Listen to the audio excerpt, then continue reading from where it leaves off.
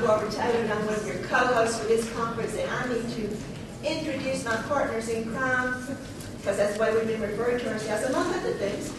I don't know that everyone is in this room, but if you are, if you will just stand up. I know some of them work at the registration table. Joanne Buck is here, Ann Helms, B.J. Zamora, Melissa Burrs at the registration table, Julie Trotter, Barbara Rusher. I'm sorry, I said Trotter. Yeah. Okay. Barbara Rusher, Tom Heron, I don't think he's come in yet. Monica Fleming, Carol Marion, probably working somewhere else. And we have, Carrie, I'm sorry, didn't see you. Athena Smith, we have in our program as Scott is all things technical, and because she is, Cleveland Community College wouldn't let her be here, so therefore she's being technical at Cleveland Community College. So, many of you, Debbie has already mentioned the SPOOs and the host of this group. So we do welcome you. Many of you have already experienced our pre-conference sessions. We have numerous informative concurrent sessions set up for your enjoyment to share our diverse voices. We if you'll notice, you'll see several of us that have the Ask Me buttons that we are wearing. That means that if you have a question, we will try to answer it. If we don't know the answer, we will definitely find out. It may not be as soon as you need to know, but we will try to find out. What we asked you to do is, if you'll look around and look in the program, and you would, I know it was in the packet that you had, you see our posters about tonight's Middle Voices, about Jeff Little tomorrow night. Hospitality room is in room 311. You may not have gotten that number. We asked you to visit our North Carolina Writers Room. We're trying to provide you this weekend a slice of North Carolina. So we hope that you enjoy your stay.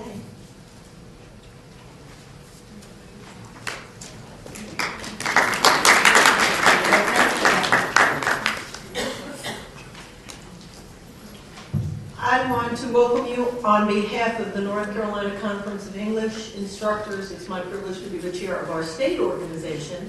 And I sat in the front so that our president would not get a reputation that no one loves him. So I sat right next to him.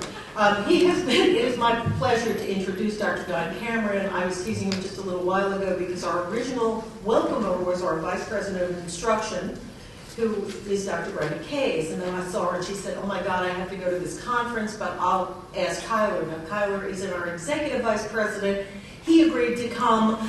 And then about 5 minutes later, I was looking for folders to stuff for you, and they were scanning me on the third floor going, we've got to find Joe. I go back to the president's office and they say, Dr. Cameron just sent him to a meeting. He can't come. So unlike most colleges where we go down our food chain, I am proud to tell you we went up our food chain to the very top, and I am proud to welcome our president from Guilford Technical Community College, Dr. Don Cameron.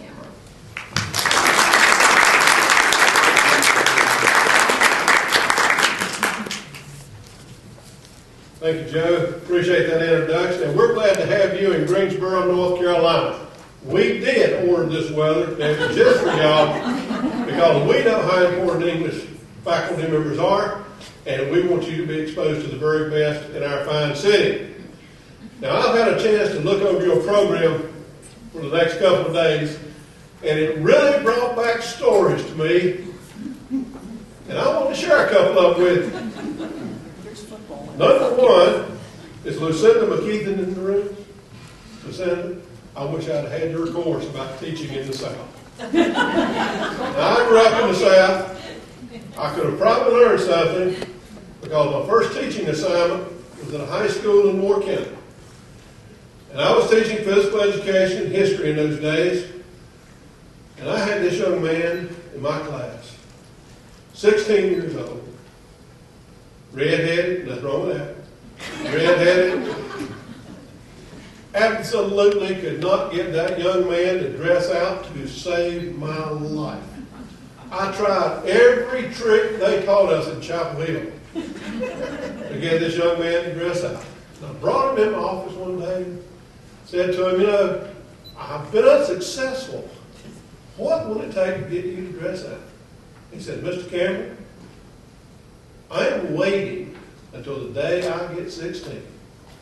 I'm going to walk out that door, and there isn't a thing you can do or anybody else can do to get me to dress out in this class. Now, he left with all else in high school, waiting until the day. But if I'd had a good class in teaching in the South, I might have found some answers. So we can always learn. And I really found that was sounded to be a very interesting topic. And is Barbara here? Barbara Presnell? No, She's going to be here tonight? Here tonight. Well, listening to her or reading about her today about mill voices, sound of the Tesla mill. The only thing that separated the house I grew up in from the textile mill was a fence. And I went to sleep every night. We didn't have air conditioning. I went to sleep every night listening to the looms in that weave room. Go clickety-clack, clickety-clack. And I said, I can't wait till I can work there. Well, my day came. And while I was in college, I was earning money to go to school by working in the textile mill. Now, Joe knows, and some of our other English instructors who are here knows, that we've really taken on how do we incorporate employability skills into our curriculum. Let me share with you how I learned teamwork, which is one of our employability skills. They would take us, young folks, and train us for about 2 days on first shift. Well, they trained me how to be I'm trying to forget all these words as best I can, but a machine operator, dolphin cloth, machine operators, all the same thing.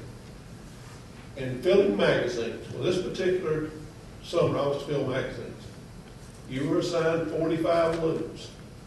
And during doing time motion studies, they had it figured out that by the time you got back to your first machine, they might be one spool of thread left. So in training, I had this lady assigned to me, and I worked with her. I thought, it's pretty easy, I can do this. Well, I go on the third shift on first night. And they had what was called the dope wagon. Now, that had a different connotation back then than it does today. I mean, that was truly a Coke and a nab and a sandwich come by on a little machine, picked up a Coke. So I went over and sat down on the floor, and I was drinking my Coke and eating a pack of nabs. Well, unbeknown to me, about, I don't know, maybe a dozen or 15 of those looms had stopped. Now, this was back around 1960, when you could get away with some of this. And this weaver came over. This was back just shortly after Elvis Presley had appeared on SO in 1957. This young man had this collar. You remember how he did that? He wore up like that in the 60s. And he had his hair in slick back. Looked like he had butch wax. All the way back on it. And he came over where I was sitting on the floor. And he did that. Now, you don't do this anymore. Wait a minute. On the floor with his tobacco juice. And he reached down and picked me up with one hand. And he said, young man, I'm going to tell you something. You have let me down. Now, he said, there are about 3 of us that work these 45 machines. Your responsibility, fill these magazines. Mine is to keep the machine running because they were paid. I won't go into all this. The machine operators were paid by the pick. That's the time that little shuttlecock hit each side of that loom. There's a little counter there. Each time it hit, it counted. Well, they were paid by the pick. Well, when 15 looms stopped, he was losing money. And he said, I'm going to give you one more chance to be a part of this team. Now, he hadn't read all his books on teamwork. He said, I'm going to give you one more chance to be a part of this team, or I'm going to kick your blankety, blankety, blankety, blank. And you're going to be out of here. Do you think I didn't understand teamwork a lot better that night than I ever learned in all the books I've ever read about teamwork and, how to encourage people, stimulate? Well, I was stimulated that night. So I wish I could be here to hear Barbara tell about her mill stories. I still love the textile mills and what they did for the South during their day. And I think they were very good. And then I noticed a book, New for Developmental Writing, Bridges to Better Writing. And let me share with you an experience that we have just had at Guilford Tech Community College that I shared with our Board of Trustees this morning in their meeting. Victor Lopez wants to be a journalist, wants to be a lawyer. And Victor wrote a piece for Nations magazine in a writing contest. He came in the finals. This is nationwide. He came in the finals. And it boiled down to Victor, 2 students from Yale, 1 from NYU, and 1 from Middlebury College were the finalists. Victor Lopez from Guilford Technical Community College won Nations magazine. Yes, I'm right.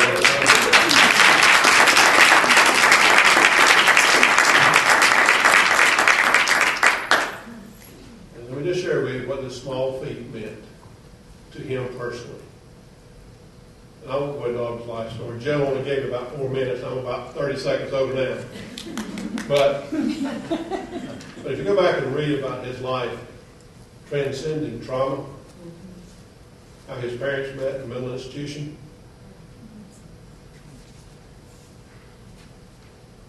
he grew up in 40 foster homes. Parents were killed in a car wreck. He bounced from town to town, from Miami to Los Angeles to all over, to even opening up a nightclub in, I don't know, one of the islands down in the Caribbean somewhere. Winding up at 27 years of age at Guilford Tech Community College and writing about his life history.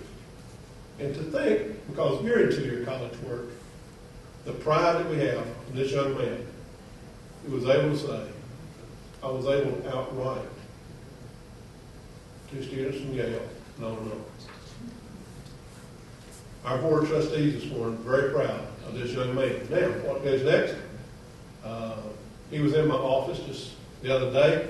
I was congratulating him, and here is a photographer from the New York Times following him all day long. He even stayed with him in his apartment. And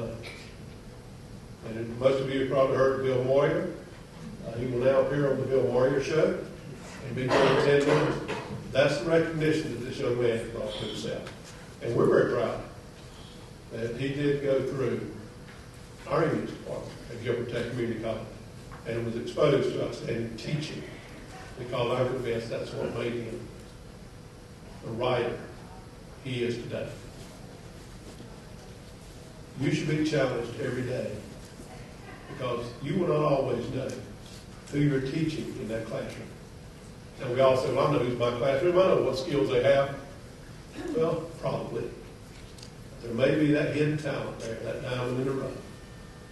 So never misjudge who's sitting in that desk. It may one day turn out to be that writer that Victor Lopez has turned out to be. In doubt in my mind, he'll be successful, and so whatever. If he chooses to go to law school, which he says he wouldn't do. Ladies and gentlemen, we're very glad to have you in Greensboro, North Carolina. We're glad to be able to share this with Alamance, Cleveland, and other schools. They're great institutions, just as all of your institutions are. Hope you have a great conference, and tomorrow night, you're in for a treat with Jeff Lewin, one of the most talented pianists I've ever experienced. I think you'll be very pleased if you come tomorrow night to hear his performance. Thank you, and have a good conference.